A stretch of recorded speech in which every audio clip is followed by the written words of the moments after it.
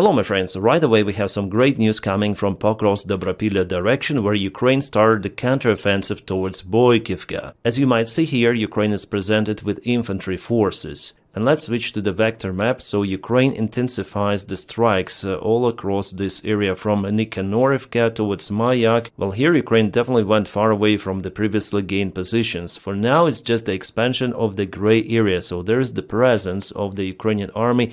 It doesn't necessarily mean that Ukraine liberated the entire Boykivka or Novoturetsky. No, for now it's not happening like that. But the presence of Ukrainian army is out there. Let's switch back. It means that the idea for Ukrainian army is after all to encircle the entire Russian group in Fedorivka and Zatyshuk. And judging on all of those blue marks here, it means that Ukraine keeps the initiative. And by the way, let's check out the source which gives us this information. Yeah, I'm gonna make my image a little smaller for you to see everything. So there was the group of the 8 Russian soldiers spotted in that village. While Russians still have their presence there, they control some of the households, and it was the reinforcements sent, who apparently were not aware about the situation that the Ukrainian army is already out there. And our guys from the Scalar regiment were hiding in this ruined building, 2 of the Ukrainian soldiers against 8 of Russians, and nevertheless they decided to open the fire. Well, I cannot show you all of those images, but Russians were caught off guard. They were not aware at all about the presence of Ukrainians. Our guys immediately flatlined 3 of the Russian soldiers. The rest of the job was done by drones, and also those guys from Scalar regiment, they had some of the grenade throwers, so they helped a lot. And those are the buildings where remains of the Russian soldiers went into, and yeah, as I say to you, the drone job was done also very correctly. Judging on this video, it seems like Russians completely lost their presence in that village, but they might send some of the new reinforcements. So of course, Ukrainian soldiers from Skela did absolutely great job. I think they're heroes, engage 2 against 8. Wow, it's very brave, and luckily they're even uninjured. I hope they will have at least some days of vacation after this battle, and probably they will give even an interview about it, because there are some of the Ukrainian journalists who take the interviews of our guys if something extraordinary happens on the front lines. And this stuff is really extraordinary. The full video I will share on my Telegram channel. You might find it in the video description below, so there is pretty much low censorship compared to YouTube. And this is the same frontline direction, just a little deeper into the Russian controlled territory. I would say partially controlled, because here Ukraine ambushes them. Again, Scalar regiment operates with drones, and here in this video 8 of Russians were flatlined. And here's the data for you where it happened. So this symbol, you just click on it, and here you go with links on Telegram and so on. Usually Twitter or Telegrams are used to publish those uncensored videos. That's why I also use Telegram. That's the only reason, I would say. And the place where Russians were zeroed is almost in the middle between Boykivka and Ruzzian. Yeah, so Ukraine controls this area with the drones. Yeah, Russians sometimes also may be lucky to send their forces to the local villages, but even there Ukraine managed to kaput them, as I saw in the first case. Yes, Skala regiment, or Skela regiment as in Ukrainian, is very, very effective. In English, Skela means rock, so rock solid operation of the Ukrainian army here. And what's about this northern area? Well, Zelensky today in the United States of America, by the way, there was the meeting between Zelensky and Donald Trump, but it's the topic of my next video, which I'm gonna film very, very soon, because I want to split political stuff and the situation on the ground. So here, nevertheless, Zelensky says that Ukraine managed to encircle 1,800 Russian troops. Well, I would say that that statement is more political than real, because 1,800 Russian troops are not presented in this area. But if we speak about the start of the Ukrainian offensive or counteroffensive against this Russian attack, where they break through Ukrainian defense, so throughout this operation, Russia lost more than 2,000 troops already just in this single spot. Well, here in this spot all together, yeah, and that I think is more successful. Zelensky told like that just to encourage Donald Trump. Zelensky said that because of the program which now exists between United States, Europe and Ukraine, so Ukraine may obtain American weapons, and with the help of those weapons Ukraine managed to encircle some of the Russian forces. The precise number is yet unknown, but 1,800 soldiers at this small patch of the ground, it's simply physically not possible for them to appear there. But Ukraine still does awesome job, because losses for Russia there, as I told you, significant, more than 2,000 Wow. Guys, we're gonna return to the front lines just a little later. Now I have some breaking news. Ukraine managed to ambush and destroy Russian Iskanders system, ballistic missile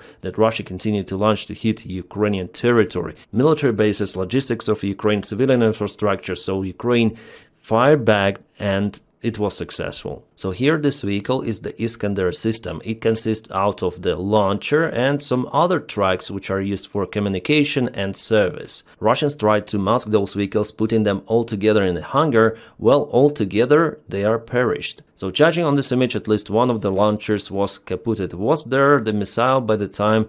Probably not, or maybe it didn't explode. Otherwise, there would not be anything left from those vehicles, but this result is also great. Oh, I see one more Iskander vehicle over here. This is the different hangar, as you might see, and this looks like some sort of the engineering vehicle which is used to put missiles on top. So it could be 2 Iskander launchers already which Russia lost. Wow, great. Oh guys, one more photo from the previous hangar. I'm just reviewing those with you right now while I'm recording this video, because for me those are the breaking news. And that vehicle out there is also a launcher. So 1, 2, and here we have 3 in the different hangar. Yeah, so the losses are crazy. And what's that? Well, it looks like again engineering vehicle for Iskander system. In different hangar, it was concrete, as you may see, and Russians even tried to extinguish the fire with the fire extinguishers over here, but it didn't help, as you might see. Yeah, the comments were saying that Russia lost also Panzer 1S system, but I don't see it on those photos. I think it's not Panzer 1S because Russia uses different KAMAZ tracks for that one. Just look at this bumper in the front, and again to this vehicle, no, it's the standard KAMAZ track. Plus Panzer itself is just huge, so it's not Panzer 1S. The drone strike on the Russian vehicles happened in Krasnodarsky Krai. We have the satellite image confirming the location. Some industrial part at least, so there should be no civilian losses, as I think. Well guys, a really interesting operation, very successful. I'm surprised actually. And the most important thing is how Ukraine gained the evidence of the particular place, particular time that there will be Russian vehicles.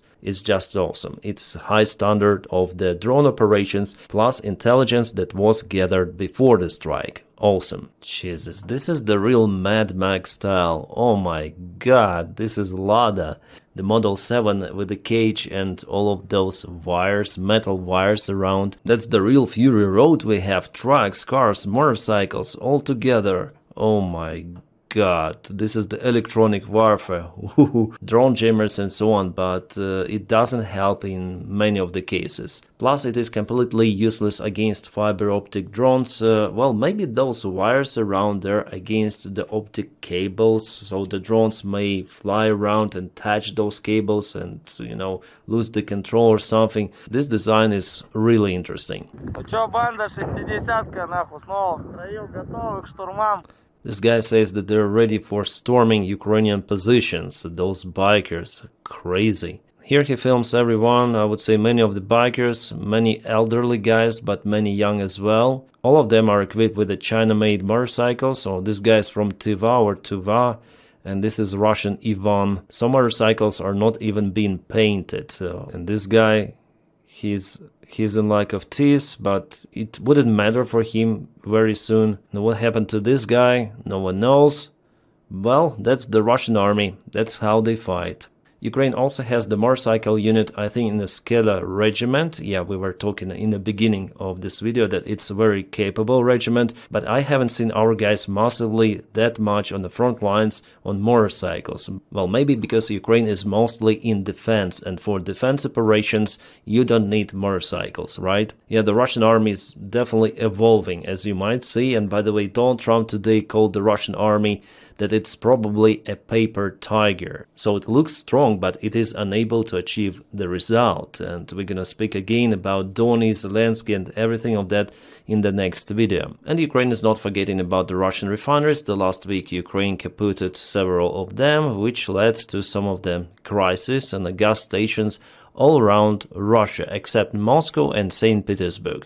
They have just the price increased by 20% around. But in occupied Crimea there is the problem with benzene and now even diesel in some of the stations. Well, here diesel is available, but the storages are getting emptier. So it's gonna be something really interesting for Russians very soon. Then Ukraine will kaput even more refineries. Lvov, Kursk Oblast, Russian Federation. Well, today Russia attacked Kharkiv city and probably it's the Ukrainian response. Lvov is the supply hub for the Russian army for their operation in Sumy. And definitely something is burning there. We have those images coming. Right guys, now let's go back to the front lines. Russians are moving closer to Konstantinivka. They advanced here. There is the gray area expansion. Ukraine tries to use drones against Russian infantry, but we see that Russia is moving little by little. And we see that Russians are using their drones in Konstantinivka itself, fiber optic controls and usual drones. Plus artillery fire was registered right in the city. J-Confirm located some industrial part. And if you check out the deep state military map, here Russia takes the ground in Dnipropetrovsk, Zaporizhia and Donetsk Oblast. So it was yesterday, it is today. Now I would say more that Russians here landed across the Vovcha River. This is very concerning. Yeah, there are some of the trenches here, but Vovcha was the natural obstacle and continued to be the natural obstacle, but Russians crossed it with not huge amount of the forces for now. However, it is absolutely not a good sign. Plus we have extra confirmation from another OSINT analytic, and here Russia penetrated one of the main Ukrainian defense lines. Yeah, there are still the lines behind Ivanivka and some of the trenches here, but Russia managed to break through. Why Russia is so focused on those defense lines? Because they want to open the way to reach Zaporizhia city. In the other part of the Zaporizhia front lines, enemy tries to go ahead in attacks from Plavny village. We have the report from the deep state military map source. For now, Russians left their attempts to go straight forward to Stepnogorsk. Now they want to reach it from the side. Again, they're looking for the weak spots in the Ukrainian defense. And what's about Kupiansk? Well, there is no movement of the Russian army for the last couple of days. I think one of the main goals for Russians would be not to advance to the city, because it might bring lots of the casualties, but they might go to Sobolivka and cut supplies for Ukraine through this road. My friends, if you want to support the job that I do here on YouTube, you may join membership of the channel or Patreon. The link for my Patreon is in the video description just below. Thank you so much for maintaining my motivation to produce the content for you. Thank you guys once again. I wish you all a peaceful sky wherever you are and have a great time. What the hell is this? A Russian hospital?